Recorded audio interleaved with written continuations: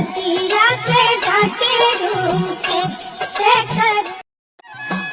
दिलवा के पात पर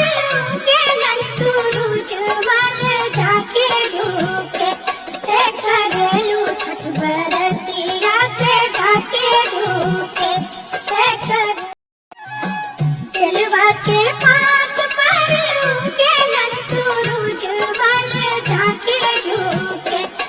घरेलू छठ बरतिया से जाके झुके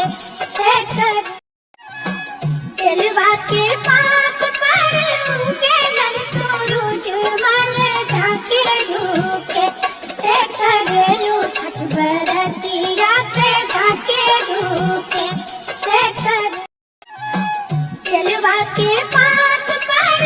उगेलन सूरज मल जाके झुके घरेलू